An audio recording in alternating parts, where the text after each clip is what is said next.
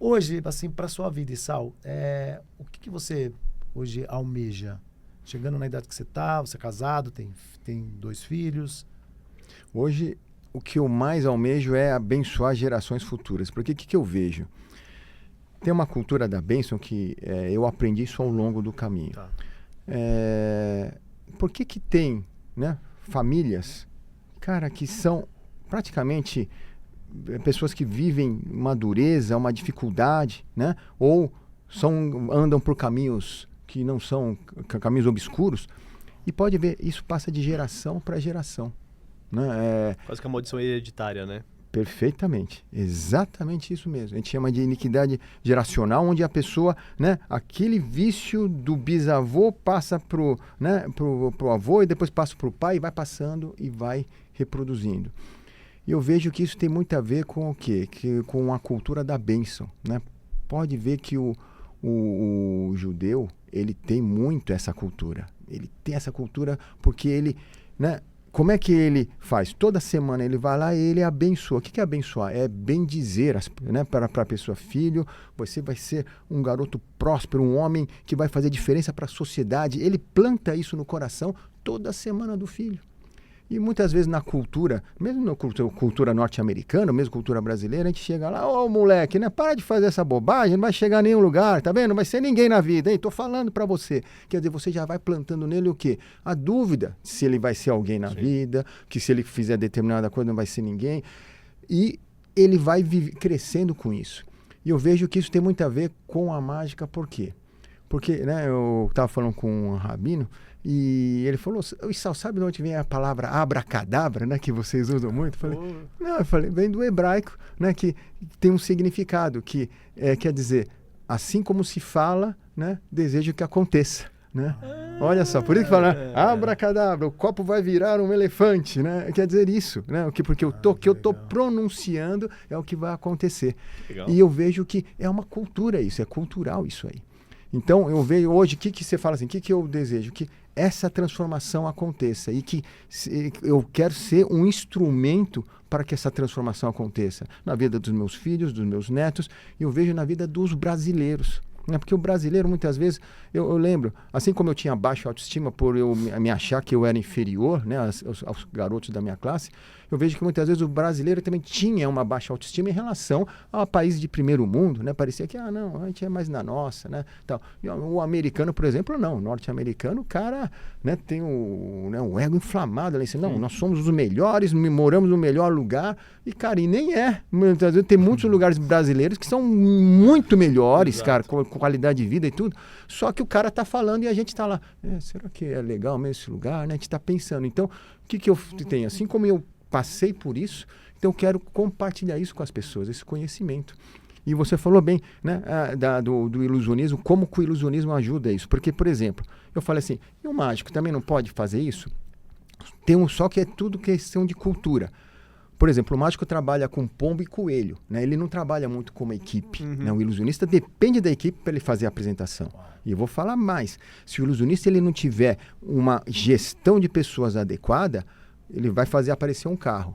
Na hora do espetáculo, ele só é um artista que está encenando o movimento. O carro só aparece se a equipe colocar o carro no palco. Se não colocar, não tem nada que esse ilusionista possa fazer. Pode ser o melhor do mundo, o mais famoso, o mais experiente, não vai fazer o carro aparecer. Então, o que eu falo? Isso é questão de vivência, o que é que você vive com consciência. O mágico trabalha com coelho e pomba. Só que o coelho nunca vai chegar atrasado, né, no evento, e a pomba nunca vai processá-lo na Justiça do Trabalho. Né?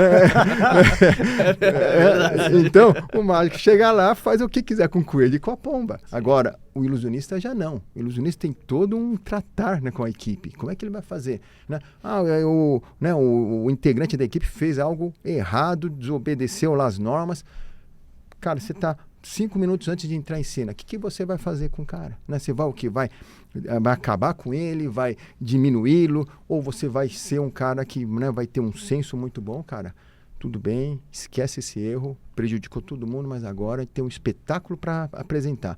Então, em 5 minutos, cara, esquece tudo, vamos fazer isso acontecer. Ou seja, essa frieza que você tem que ter, né, eu adquiri com o tempo, porque eu era um cara de sangue quente também. Né? Eu brigava com tudo. Não saiu do jeito que eu queria, eu brigava. Aquele, né, é o líder mimado, né, que se não for do jeito dele, ele já não garante mais que a coisa vai acontecer. E eu era assim. Né? E tanto que eu fazia a minha equipe sofrer muito, porque eu achava que se não fizesse daquele jeito, uma vírgula diferente talvez podia dar errado. E eu tinha medo, um pavor de que a coisa desse errada. Por quê? Era ilusionismo. Nunca antes tinha sido feito.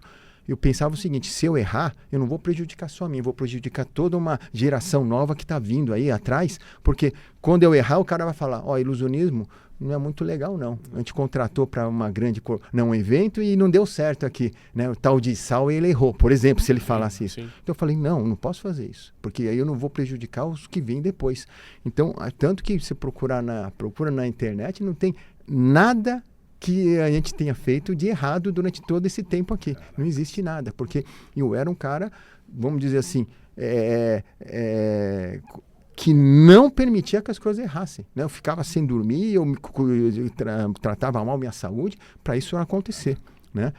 Mas depois eu vi outras maneiras de fazer isso. A única maneira que eu sabia era essa. Então eu entendi também que a liderança você faz de acordo com o que você aprendeu a fazer. Né? Eu aprendi no mundo do teatro. No mundo do teatro tinham grandes diretores que eram referências. Só que eram diretores muito duros. Eles desqualificavam o artista, eles faziam, né, pegavam pesado com o ator, com a atriz, mas era o estilo deles. E eles, desse jeito, eles tiravam a coisa boa do ator e da atriz. E eu enxergando isso, falei, não, já sei, tem que ser carrasco. Se não ser carrasco, não vai funcionar. E era o grande erro, porque não tinha outra Brasil, maneira. Durante muito tempo, houve mesmo essa cultura do chefe carrasco, né, Sal? Acho que né? você que está rodando bastante, você apresenta, a tua empresa apresenta o Sal para as empresas que estão querendo mudar. Acho que um pouco da cultura do líder, ela tá... Antigamente o líder é aquele cara que simplesmente ia mandando, né? É verdade. Acho que aí... O que você está sentindo nesse meio do caminho? Está melhorando a questão de gestão? Os líderes estão enxergando mais como você enxergou, que as pessoas, como o Lúcio fala bastante, né? Se o teu time não entende o propósito do que está fazendo, faz de qualquer jeito e não evolui, né? Perfeito. Excelente pergunta, porque, inclusive, isso eu tive uma dúvida e comecei a conversar com várias pessoas com quem eu encontrava de RH, né, e conversava com ele, porque hoje em dia está muito na moda essa coisa da humanização, da gente, né, falar de uma forma diferente com os liderados para a coisa acontecer. Sim. E eu falei, como é que é isso aí, né? Na prática, você que vive lá todo dia lá na prática nos RHs, ele falou... Na prática, a teoria é essa mesmo, né? Que a gente funciona, né? Que a gente tem que humanizar. Na prática, a teoria só que na prática mesmo, ainda culturalmente, lá no fundo, ainda não é assim que acontece, né? Em muitos lugares.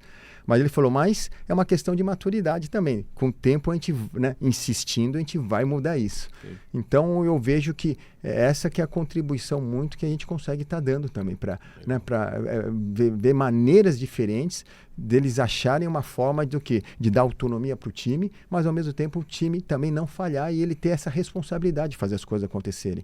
E isso tem muito a ver com o quê? Com o sistema de liderança que a pessoa vai adotar para isso. Né? Então, eu vejo que no Brasil as coisas...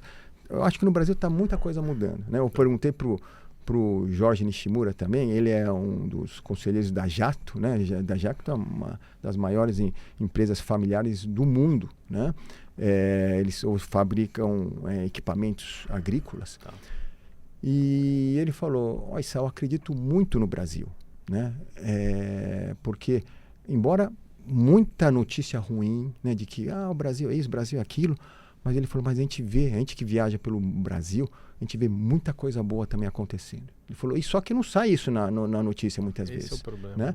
Só que você vê os caras fazendo, os caras não estão esperando um apoio do governo, não estão esperando uma verba de não sei de onde, eles estão fazendo por conta própria. E você vê as estruturas que os caras estão construindo, são estruturas fantásticas, ele fala. Né? As pessoas são treinadas de uma maneira diferenciada, cada um que participa lá, a cultura da empresa é muito rica.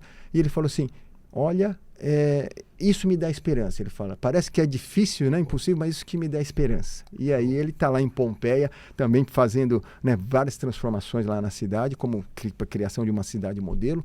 E são essas coisas que a gente começa a perceber. É o que eu falo do invisível, né? A gente enxerga, a gente acredita aquilo que a gente enxerga, mas aquilo que a gente não enxerga.